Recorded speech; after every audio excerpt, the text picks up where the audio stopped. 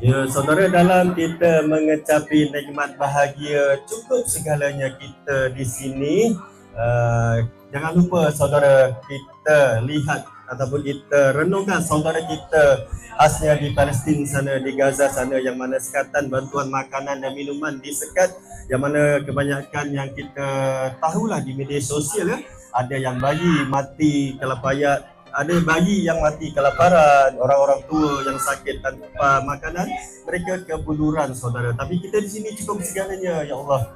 Apa yang boleh kita lakukan walaupun kita tidak mampu untuk mengangkat senjata, apa yang boleh kita lakukan ialah dengan boikot saudara, ya. Boikot barangan daripada barangan-barangan yang mengalir ke arah sana itulah, ya.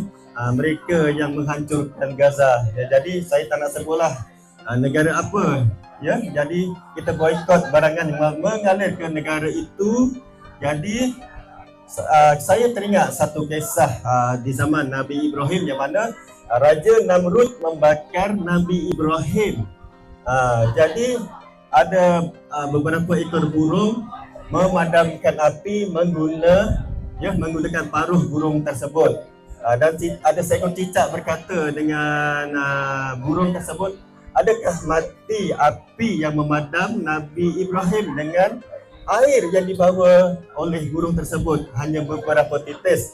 Tetapi lalu jawab burung tersebut, sekurang-kurangnya aku ada jawapan di hadapan Allah kelak. Ya, jadi apa pengorbanan kita, apa jihad kita di sini? Ya, yang kita memang tahu saudara kita di Gaza khasnya kelaparan, ya, menderita sengsara. Apa yang boleh kita lakukan adalah dengan cara boikot.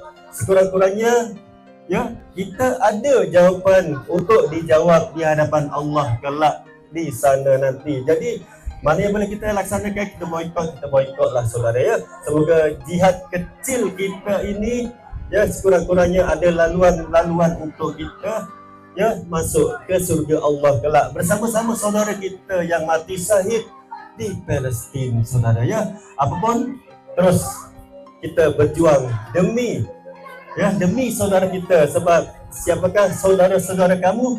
Ya, jawapannya kelak kita akan menjawab nanti di alam sana, iaitu, ya, orang-orang Islam adalah saudara-saudaraku. Subhanallah. Terus dengarkan lagu Bebas Palestin, ya, daripada Rabbani dan juga sahabat-sahabat daripada kumpulan Rabbani.